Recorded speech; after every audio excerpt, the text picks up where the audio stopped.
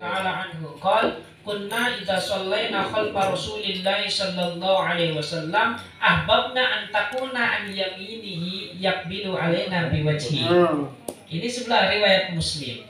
Lalu kemudian kata Ibnu Qayyim, Kanjeng Nabi sallallahu alaihi wasallam setelah membaca doa, setelah membaca istighfar 3 kali, kemudian membaca Allahumma antas salam wa minkas salam tabarak ya dzal jalali wal ikram, kemudian beliau tidak menghadap kiblat tetapi al-intiqal ilal ma'munin wa kana yantaqilu an yaminihi wa an yasarihi.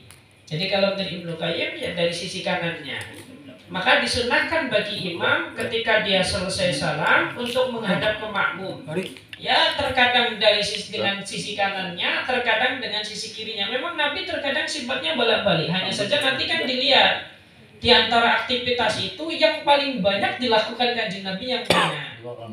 Maka don saya ini karena memang yang sering dilakukan oleh baginda Kanjeng Nabi itu yang dengan arah kanan, sehingga ini yang jauh lebih ditekankan. Meskipun yang lain juga boleh, kan status hukumnya tetap sunnah. Malah ada yang kiri tuh ya Tat ya? Kenapa? Malah ada yang kiri tuh ya? Ada kiri ya.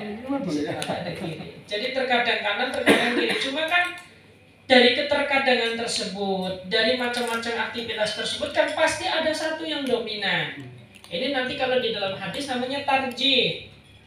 Ya, meskipun digabungkan bisa, cuma kan ketika ditarjih bisa, maka kita larinya ke tarjih. Itu demikian. Jadi tidak jadi masalah. Ini memang dasarnya adalah kesunahan. Tinggal jenengan pilih yang mana. Harusnya luas lah. Pilih luas. Yang luas. Luas madhep ngalor. Nah kita Dia monggo. beberapa imam masjid, kiai-kiai kita, yang lebih jauh lagi tarekat-tarekat kita, itu kadang memiliki selera masing-masing dalam jahar atau mensirkan bacaan. Okay. Contohnya saya kalau pakai hafid ya dengan anak-anak itu jahar, meskipun iya. Kalau saya nyebut itu terapis Pak, terapis. Oh, terapis. Ya, terapis itu kan anak supaya lebih konsen.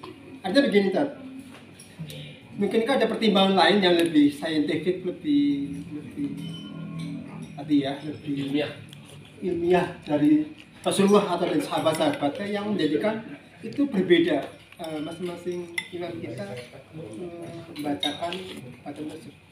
Jadi sebenarnya larinya kepada tadi yang saya singgung. Kita tinggal melihat kemanfaatannya mana. Kalau sir kan nanti kemanfaatan kembali kepada pribadi masing-masing. Ya, kalau misalkan makmumnya sudah pintar semuanya, ya bagusnya sir. Artinya kita tidak perlu mengeraskan. Tapi kalau makmumnya itu misalkan ada yang paham dikir, ada yang tidak paham dikir, yang harus dibaca setelah sholat apa, maka kita lihatnya tadi, kita kemanfaatan yang kembali kepada orang lain itu akan jauh lebih baik daripada kemanfaatan yang hanya kembali kepada diri kita sendiri. Makanya ini tadi sunahnya makmum, sunahnya bagi imam. Kalau makmum tetap mutlak sir. Sholat sendirian sir, kecuali kalau istrinya nggak bisa dikir, ya keras kita bimbing istri, ya itu baru.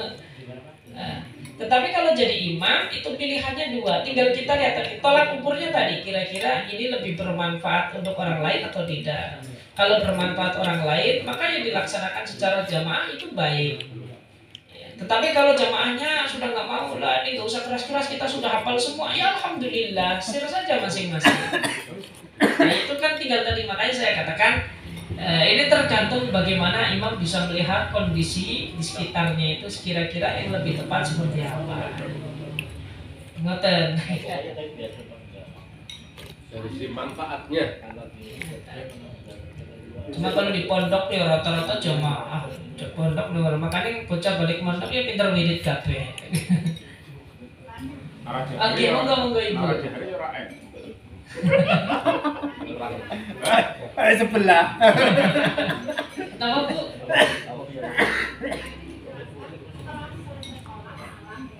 Hah?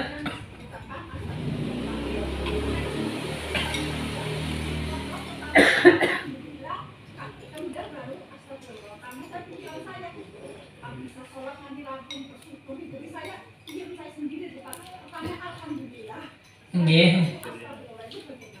Bagusnya astagfirullah dulu. Karena tadi kan kita sholat itu kan terkadang tidak khusyuk. Makanya setelah selesai salam ya khawatir sholat kita nggak diterima ya mengakui dulu kesalahan kita. Astagfirullahaladzim Allah. Nah, itu. Baru nanti terakhir alhamdulillahnya pas doanya.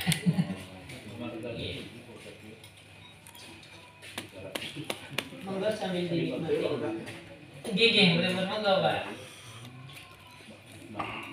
Tadi pembahasan pertama sama di awal. Harus semangat, terus konsentrasi. Nah, saya udah masalah nih. Ya semangat ya konsentrasi, maksudnya biar sempurna menurut saya. Tapi pada saat sholat itu ada bayangannya Pak. Kelihatan tuh kunci motor yang dicari di bawah jok. Nah itu beberapa kiai yang saya dengar itu mengatakan itu gambar setan. Tapi saya pribadi itu adalah petunjuk gitu. Itu gimana? Ya itu sama ketika panjenengan itu sedang buang air besar, ada gambar lewat, itu barang yang jangan-jangan. Ini sama, maksudnya kayak gini ya. Biar bagaimanapun, ini kalau kita konteksnya adalah ibadah, maka segala sesuatu yang muncul di hadapan kita dan itu memalingkan dari kehusuan kita, itu ya lebih dekatnya kepada gangguan setan gitu. Karena setan itu kan, ini saya jelaskan. Setan itu kan ada tingkatannya.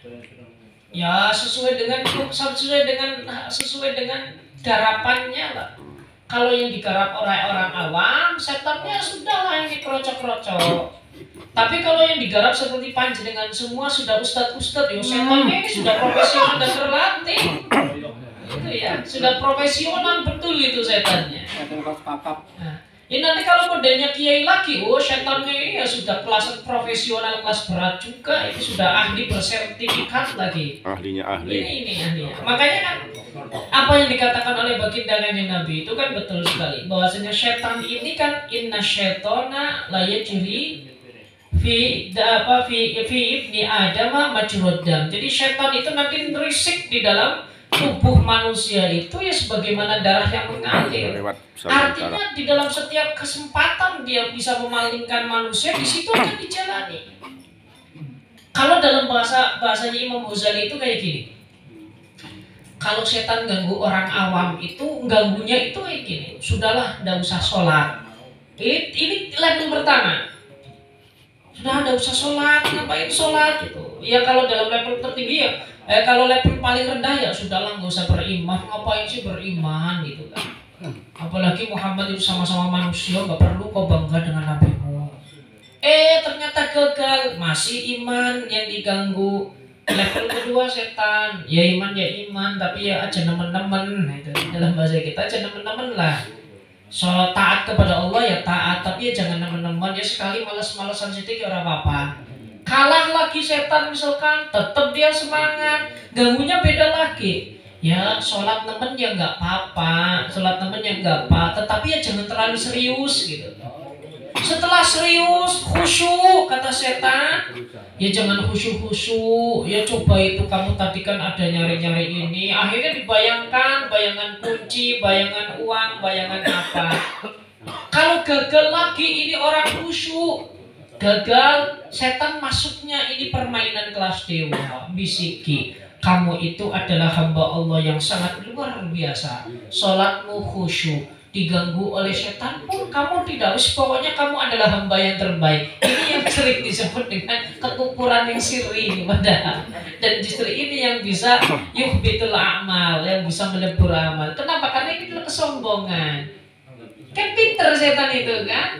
Dari mulai jangan sampai sholat, sampai pada ujungnya itu sholat kita dijadikan perangkap. Kamu itu keren, ibadah kamu nggak ada orang yang sholatnya seperti kamu, khusyuk, fasih lagi kamu, Qurannya hafal lagi, sudah kamu insya Allah ya dengan penuh kebanggaan kamu layak menjadi penghuni surga. Itu setan itu.